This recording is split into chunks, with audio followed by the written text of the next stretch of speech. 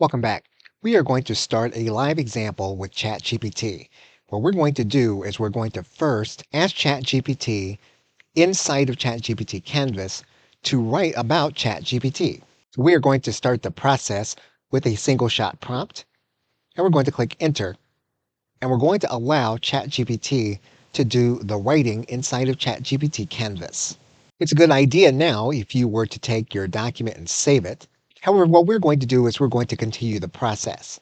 Now that we have our document, we can continue the process of turning the document into an information product. We can look at various elements of ChatGPT's explanation. For example, if when we're writing, we want to know what ChatGPT means here, we can click on Ask ChatGPT, and we can click Explain, and we can then click Enter. We can see on the left side the explanation. We can use this as an opportunity to ask more questions. For example, we can ask ChatGPT about specifics in terms of content. We're now going to click enter, and we're going to see the answer to our question here in this area.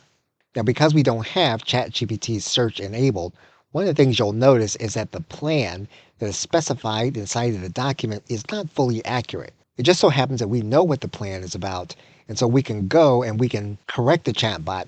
But you do want to be aware, if you are using ChatGPT Canvas as of the recording of this video, that it's not using the web to reduce hallucinations.